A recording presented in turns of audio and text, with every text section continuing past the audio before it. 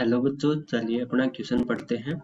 समभारिकों तथा समन्यूट्रॉनिक की परिभाषा दीजिए, प्रत्येक का उदाहरण दीजिए। तो देखिए, इसके लिए सबसे पहले अपने इसकी मुख्य अवधारणा देखते हैं। मुख्य अवधारणा मुख्य अवधारणा तो मुख्य अवधारणा के रूप में देखिए, समभारिक और समन्यूट्रॉनिक। तो पहले अपने समभारिक को देखते हैं कि ये अपने पास क्या होते हैं। समभारिक समभारिक के लिए देखिए, वे तत्व या अपने परमाणु कह सकते हैं, ठीक है। वे तत्व या परमाणु या उनका नाभिक के लिए भी अपने बोल सकते हैं। तो वे तत्व, परमाणु या नाभिक जिनमें जिनमें या जिनके द्रव्यमान संख्या समान हो।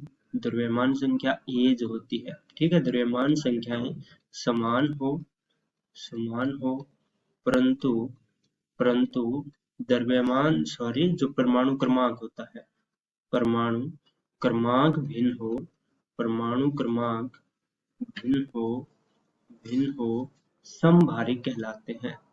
समभारिक कहलाते हैं समभारिक कहलाते हैं ठीक है। तो वे तत्व, वे परमाणु या वे नाभिक क्या कहलाएंगे? समभारिक कहलाएंगे, जिनकी द्रव्यमान संख्याएं हैं वो तो क्या हो, समान हो, लेकिन परमाणु क्रमांक, जिसे मुख्यतः Z से लिखते हैं, वो भिन्न भिन्न हो, समभारिक कहलाते हैं।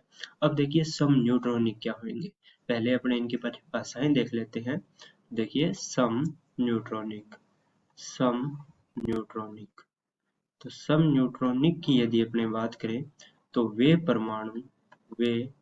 परमाणु तत्व या नाभिक, वे परमाणु तत्व या अपने क्या क्या कहें, नाभिक के अनुसार भी देखें तो वे परमाणु तत्व या नाभिक जिनमें जिनमें न्यूट्रॉन की संख्या समान हो, जिनमें न्यूट्रॉन संख्या समान हो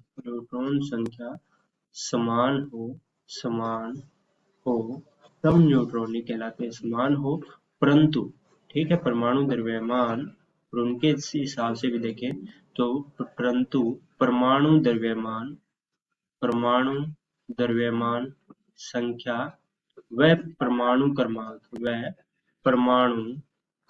भिन्न भिन्न हो। परमाणु क्रमांक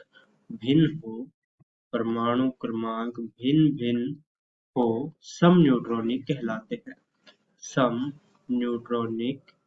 कहलाते हैं ठीक है। तो अपने ने दोनों की परिभाषाएं हैं वो मुख्य अवधारणा के रूप में देख ली।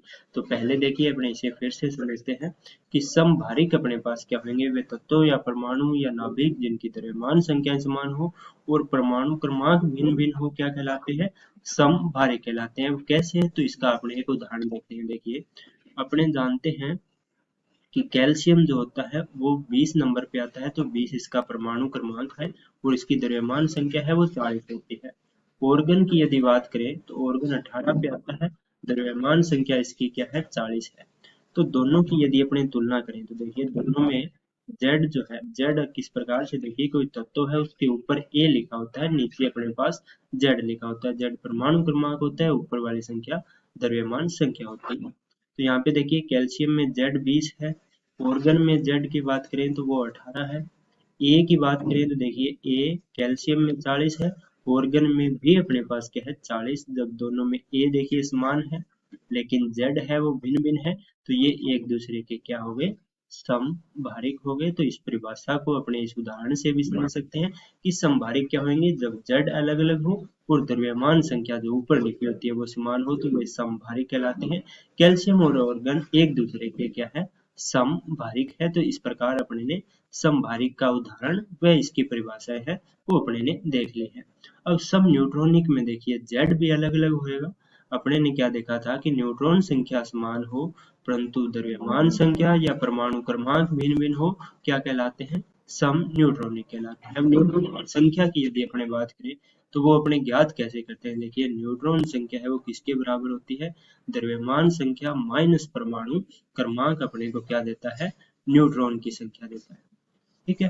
अब अपने इसका उदाहरण एक देखते हैं कि अपने पास क्या होएगा। तो यहाँ पे देखिए अपने को सम न्यूट्रॉनिक चाहिए, यानी न्यूट्रॉन की संख्या अपने को समान मिलनी चाहिए। तो देखिए सोडियम की यदि अपने बात करें, सोडियम 1123 होता है, और नियोन नियोन की यदि अपने बात करें तो नियोन 10 नंबर पे आता है, और इसकी जो द्रव्यमान संख्या है वो अपने पास 23 होती है। ठीक है। जेड और यहाँ पे देखिए एक चीज ध्यान रखना कि द्रव्यमान संख्या व परमाणु क्रमांक भिन्न हो भी सकता है और ना भी हो भी सकता है, हो भी सकता है और नहीं भी।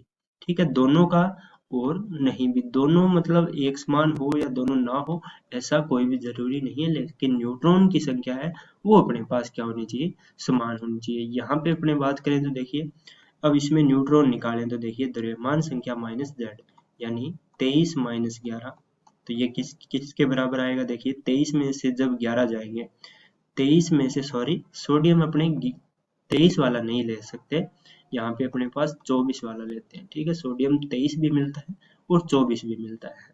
तो देखिए 24 में से 11 11 जाएंगे, यहाँ पे अपने कौन सा ले रहे हैं, 24 वाला ले रहे हैं, तो 24 में से 11 जाएंगे तो ये अपने पास कितना रहेगा, 13 रहेगा।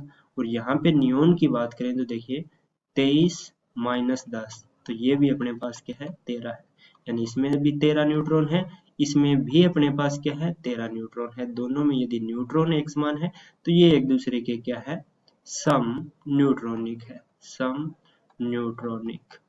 ठीक है, तो ये एक दूसरे के क्या हो जाएंगे, सम न्यूट्रॉनिक हो जाएंगे। तो यहाँ पे अपनी परिभाषा में ऐसा भी बोल सकते हैं कि इनके क्या हो, कि अपने पास ये क्या होने चाहिए, भिन्न भिन्न होने चाहिए। ठीक है, तो वे क्या कहलाएंगे, सम न्यूट्रॉनिक। और इसकी परिभाषा के अनुसार अपने ने यहाँ पे उदाहरण में देखा कि सोडियम 1124 और नियोन जो 1023 था, दोनों में क्या मिला, न्यूट्रॉन है वो 13 13 मिले, तो ये एक दूसरे के क्या है, सम न्यूट्रॉनिक है। तो मुख्य अवधारणा के रूप में इनकी परिभाषाओं से अपने ने इसके उदाहरण को समझ लिया है। मैं आशा करता हूँ कि आपको समझ में आ गया होगा।